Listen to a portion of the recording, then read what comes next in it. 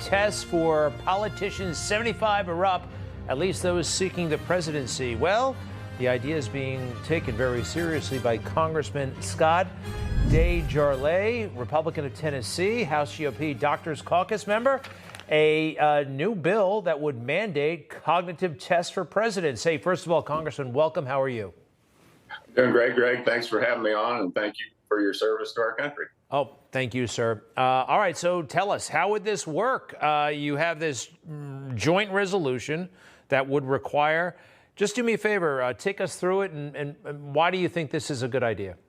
Okay, well, it's amazing that it isn't already a requirement, honestly, but as people live longer and people get older, you tend to develop a mental decline, and it hasn't really been an issue with presidents in the past.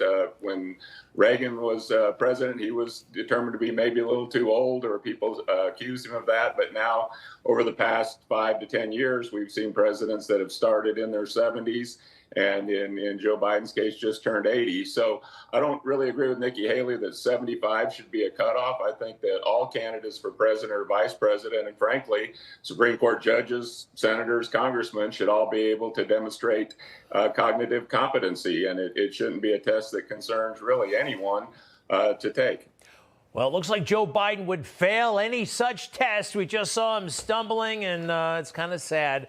All right, but let me ask you, and I'm looking at the actual bill here. Section 1, no person shall be eligible unless the person demonstrates cognitive competence. The Congress shall have the power to enforce this article through appropriate legislation. Sir, this sounds to me, potentially, I'm just going to devil's advocate here, that this could be unconstitutional. The Constitution sets the requirements for president, and I think you just got to be 35 years or older and born in America. And that's pretty much it. It doesn't say anything about a cognitive test. Right. And, I don't think the founding fathers were probably thinking about that back then. I'm not sure dementia and cognitive decline was an issue at the time. But for our commander in chief, it's a very demanding job, both physically and mentally.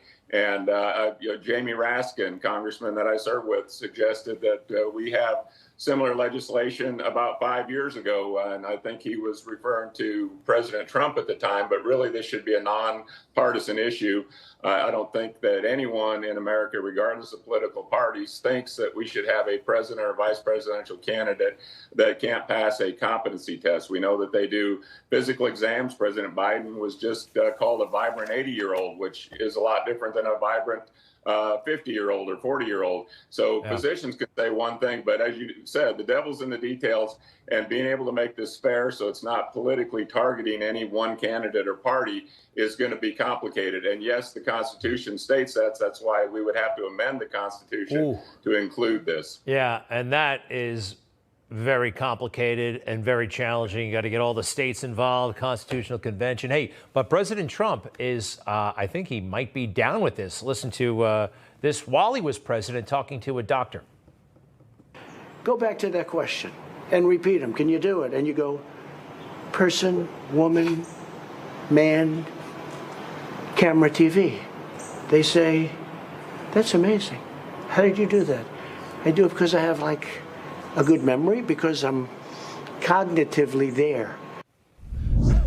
He was impressed with his own results, and I think he would, he thinks he could pass it. I bet he could, too. All right, Constitutional Convention would be required. You'd have to amend the Constitution. Off the top of my head, 3/4 of all states. What are the other requirements? It's a lot. Right, that's... your 3/4 of states have to agree. We have to pass this through the House and Senate. It needs to be a nonpartisan bill. But I think that people agree that this is an obvious requirement to be president. And usually these things will be flushed out during the stages of a campaign. But campaigns can be different. The last one we saw was in the middle of a pandemic, and we didn't have the traditional debate. So look at John Fetterman. He unfortunately had a stroke and probably could not have passed this test yet. He's, went through the process. He won the election. Now, he's having issues, which everyone probably thought he would. So I think we really need to look at this for senators, representatives, presidents, and, maybe there's another angle we can take other than a constitutional amendment. We're looking at all possible avenues to make this happen, but it seems pretty clear cut that that should be a basic requirement. All right, doctor, and you are a doctor, you're a physician. Hey, tell us a little bit about your life in medicine. What kind of doctor are you? Do you get to treat patients anymore? Well, when you're in Congress, they don't really allow you to see patients anymore. So I had a family practice for 17 years in Tennessee. But I do get to hang out with my doctor colleagues in Congress, and we still get to address medical issues that come up from time to time. So it was a great job, and it gives a good background for issues like this. All right. Well, stay tuned. This is a joint resolution. It would be a resolution, and those things aren't binding. And we just went through hey, finally, real quick, what is the #1 mental acuity test out there that we could take, that we might be able to give ourselves at home, some cognitive test? Is there? Well, I think Trump took the Montreal cognitive assessment exam, but he's right. They ask you to repeat a series of words. Maybe it's go to the store, get bread, eggs, milk, and butter, and can you repeat it back? Read a paragraph. What do you comprehend?